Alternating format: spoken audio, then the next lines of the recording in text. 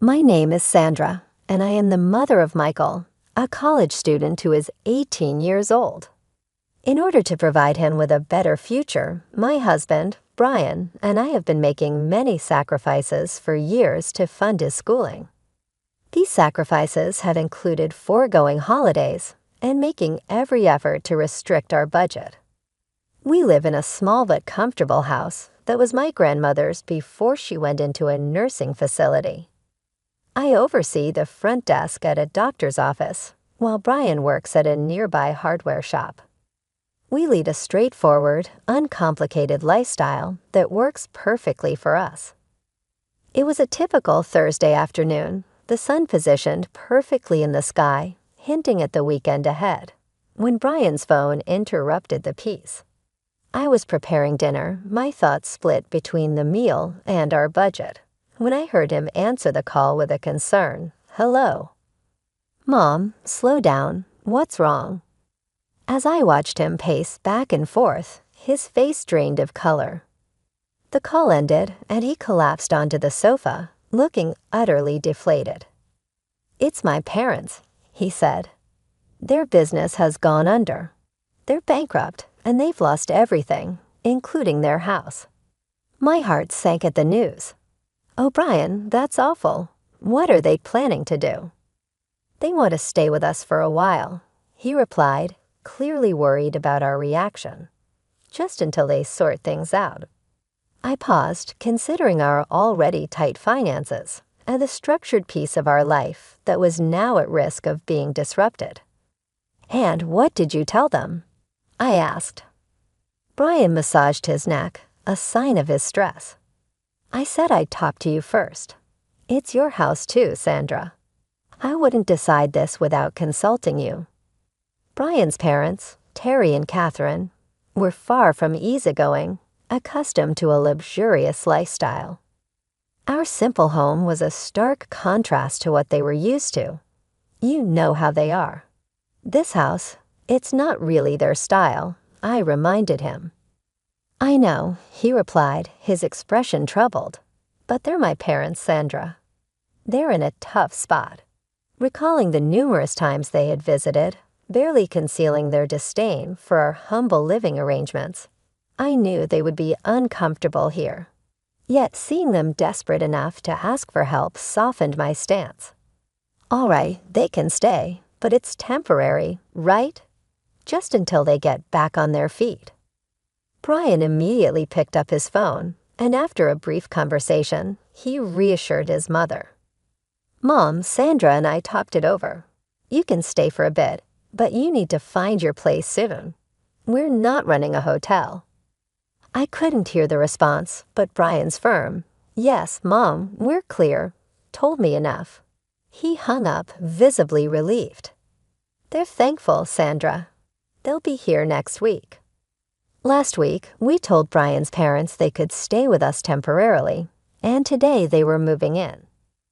I stood on the porch, my heart sinking slightly as two large moving trucks rolled up the driveway. Brian, managing a forced smile, directed the unloading process like a parking lot attendant. Terry was the first to emerge, slapping Brian on the back with a grin as if he'd just won the lottery.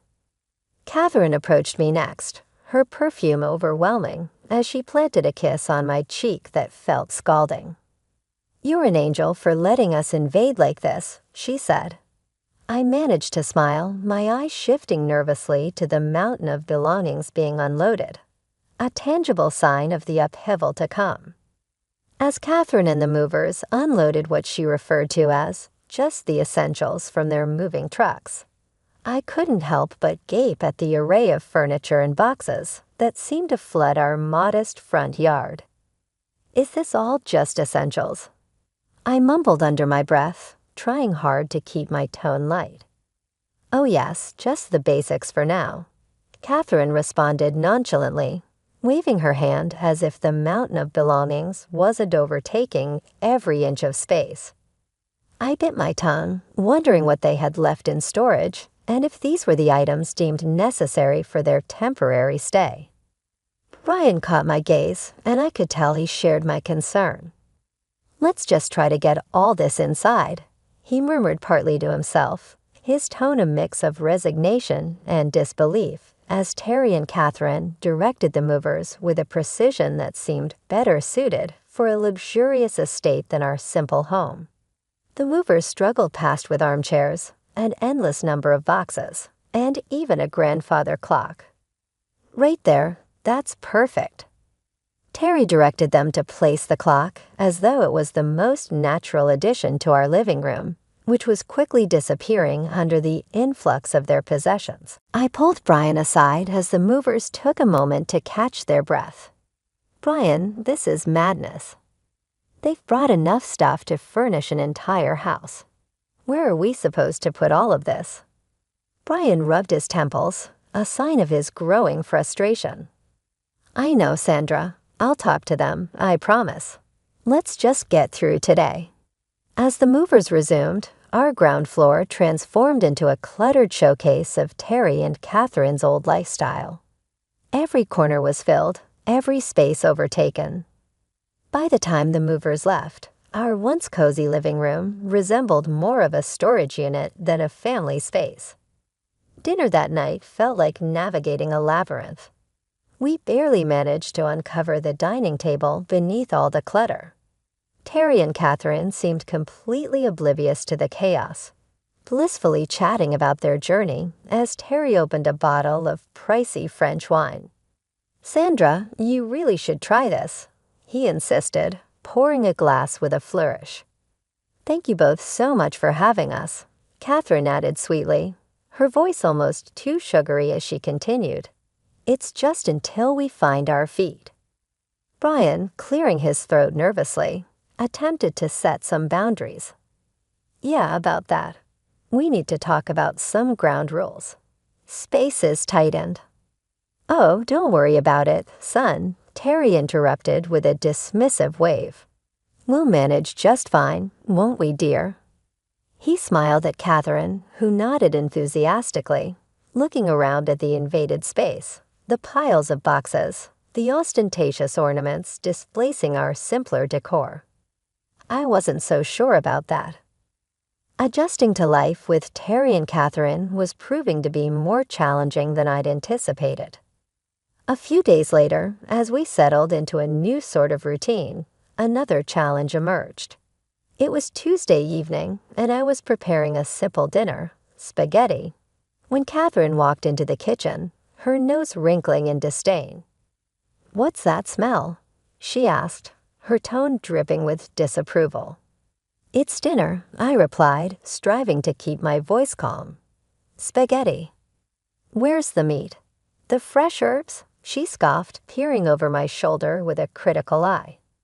Brian, hearing the commotion, came in, drying his hands on a dish towel. What's the problem? The problem, Brian, is that we're expected to eat this. Catherine gestured dramatically towards the pot of simmering sauce as though it were unsavory. Taking a deep breath to maintain my composure, I explained, it's what we usually eat. We can't afford steaks and fancy meals every night. As tensions flared in the kitchen, Brian intervened, his expression stern. Mom, this is Sandra's home too, and this meal is what we normally eat. If you prefer something else, feel free to cook it yourself, he said firmly. Catherine's eyes narrowed as she retorted. The stark difference was not just in our meals, but was etching a deeper divide between us. Each day, unable to contain my frustration any longer, I spoke up. This has to stop.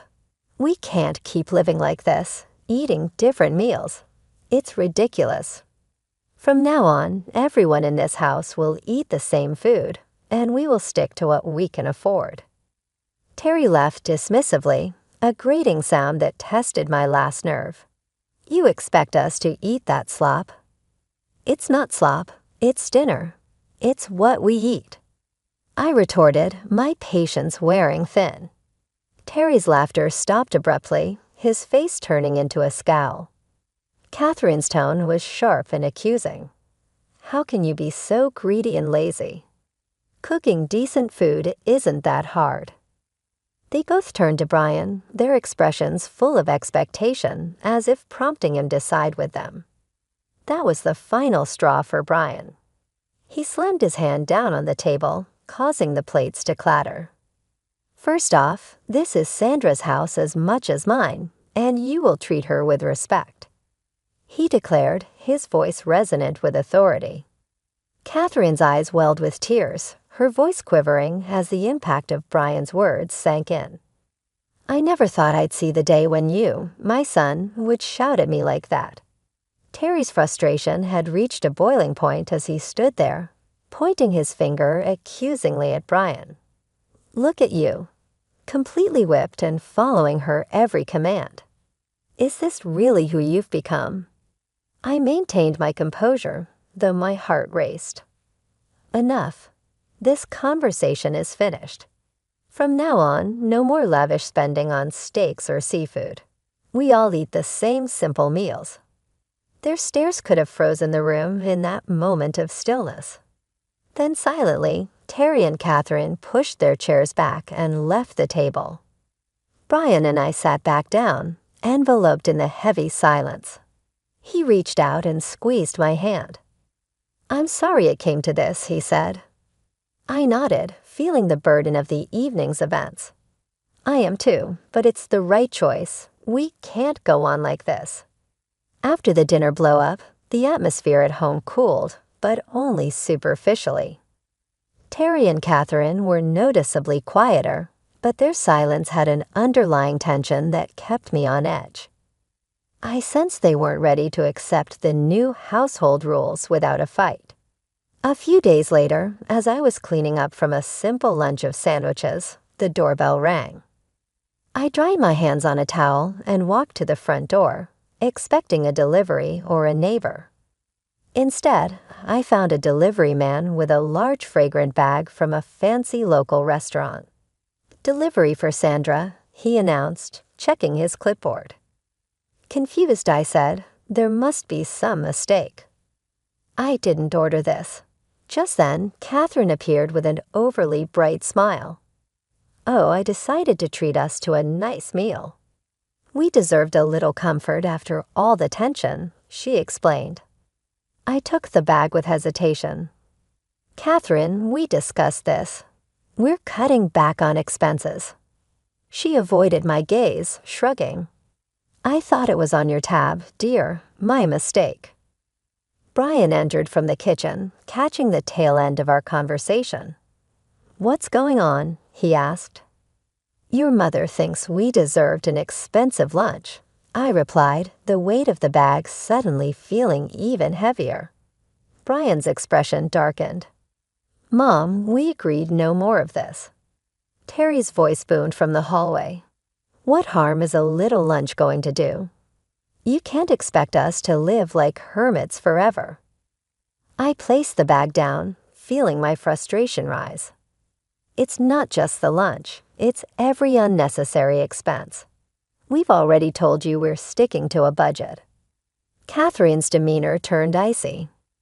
"If you're going to fuss over a simple meal, perhaps we won't bother next time." Brian pinched the bridge of his nose, exasperated. "It's not just about the meal. It's about respecting the household rules. You can't keep undermining us." The argument circled for a few more minutes until Terry and Catherine withdrew to their room, leaving the untouched, costly lunch on the table. Brian and I exchanged glances, a silent agreement between us that this couldn't continue. "I'll call the restaurant, explain the situation, and cancel any future orders made without our approval," I declared, picking up the phone. Brian nodded, his resolve firm. "I'll have another talk with them. This sneaky behavior has to stop." The peace was fleeting. After the incident with the unauthorized lunch, Catherine and Terry simmered with barely concealed resentment. The tension was palpable, and it felt as though you could slice through it with a knife. One evening, while I was washing dishes, the calm shattered once more. Brian had just come in from the yard, looking tired. I was about to ask him about his day when a sudden crash from the living room had us both sprinting to investigate. We discovered Terry looming over a shattered vase, one of the few household treasures I deeply valued. "What just happened?" Brian asked, his voice measured despite the chaos. "It just slipped out of my hand," Terry responded, his eyes barely reflecting any remorse. His tone wasn't one of apology. Rather, it carried a defiant edge. Brian crouched to collect the broken pieces, and I couldn't keep quiet any longer. This vase was an heirloom from my grandmother. It has more history with this house than all of us.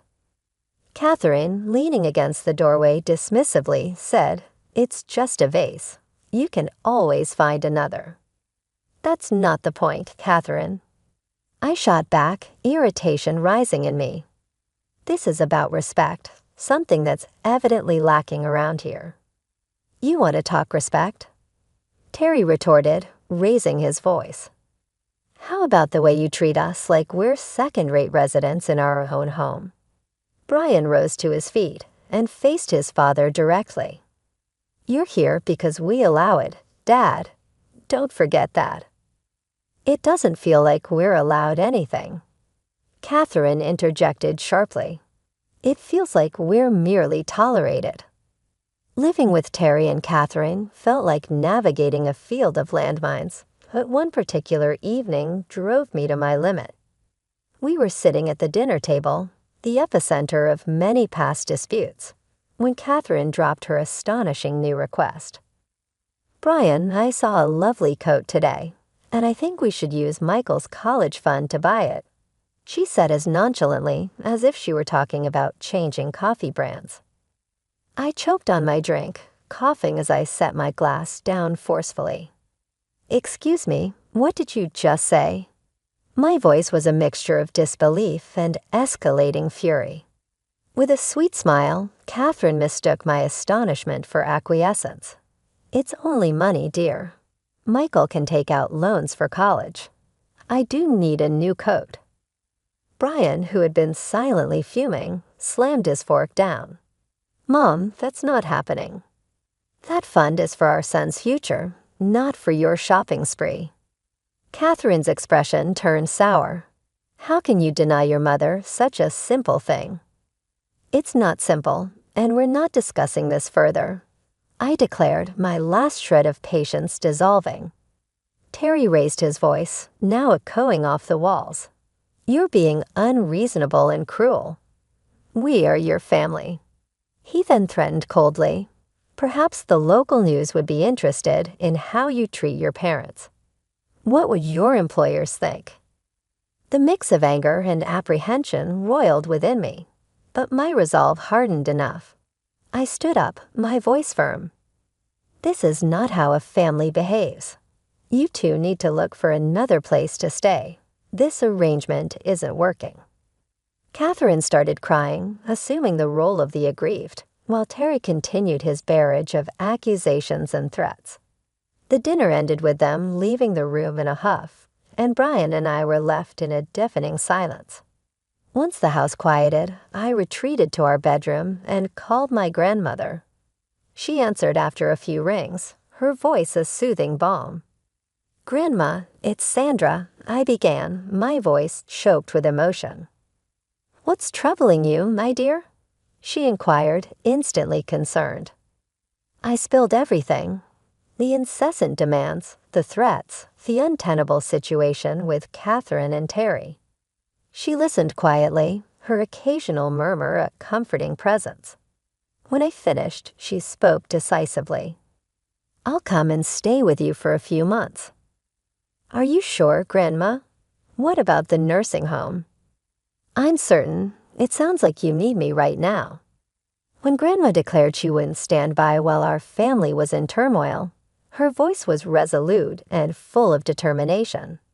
Her arrival felt like a refreshing breeze had blown through our tense home.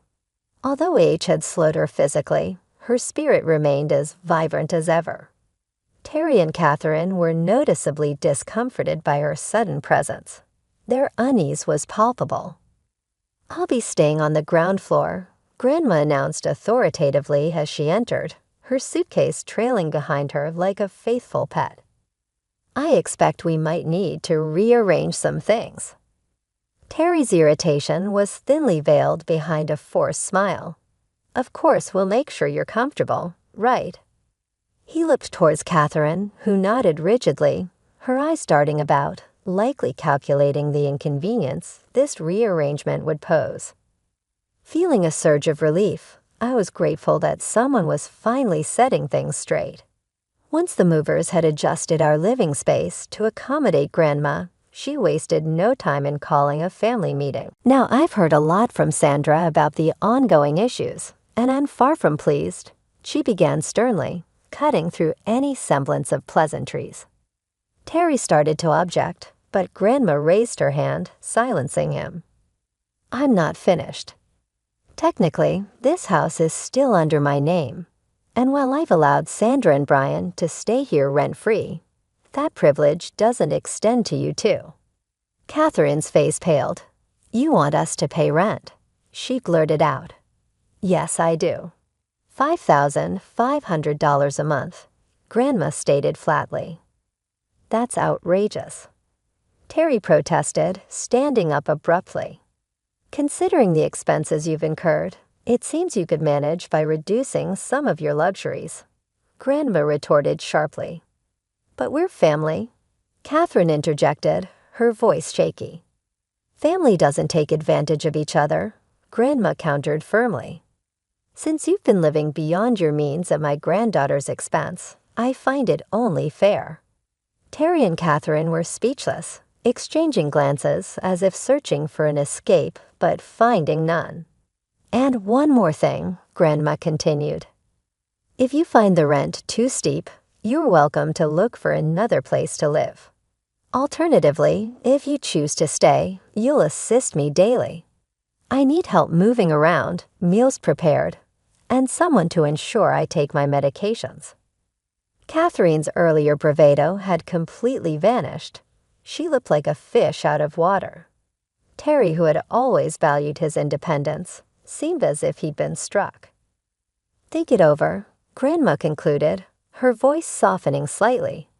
"I need your decision by tomorrow morning."